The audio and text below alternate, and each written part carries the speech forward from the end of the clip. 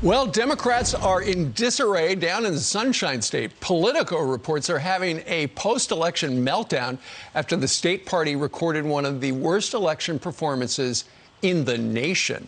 Our next guest helped lead the president's media strategy to court Latino voters in the Sunshine State, and they did turn out. A conservative media strategist, Giancarlo Sopo, joins us right now from Nashville. Giancarlo, good morning to you.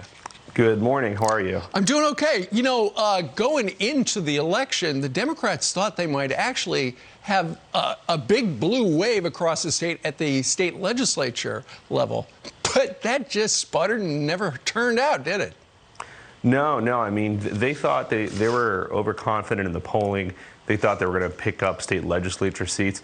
They also thought that they were going to keep these two congressional seats in South Florida, which were held by Donna Shalala and Debbie Mucarsel-Powell. And what we saw in Florida was a big Trump red wave swept through the Sunshine State.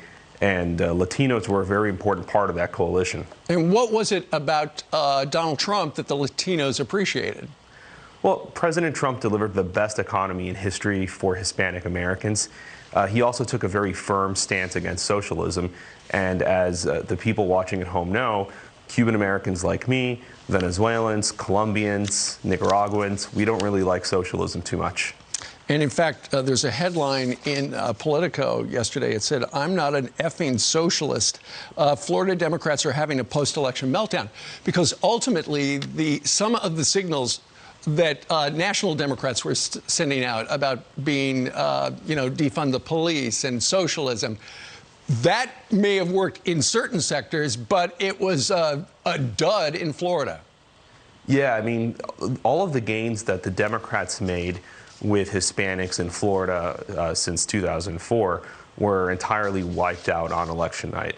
It's absolutely fascinating. I mean, even young Cuban Americans who had been trending Democratic are now firmly in the Republican coalition. And that's really thanks to President Trump and his inspiring message, and also just because the Democrats engage in too many self-inflicted wounds. I mean, no one wants to be associated with socialism. We don't want Marxism. We don't want that for our country. Our parents and our families came here to live in freedom and to achieve a better life, and we want that for our children as well. So, Giancarlo, ultimately, do you think that they got it in Washington, D.C., and they're going to go, look, you might have feelings about certain things, and they're very strong, but they are radical. Don't say them out loud.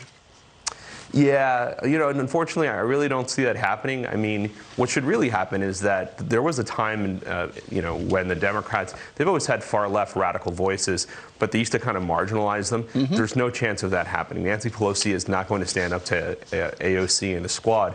Their party has been hijacked by neo-Marxists, and that's just a sad reality. There's not much that they can do about it because they've really just taken control of the party, and also because their allies in the media love featuring them as thought leaders of the Democratic Party. And the more that they do that, the more that they're going to continue alienating Hispanics, not just in Florida, but also throughout the country.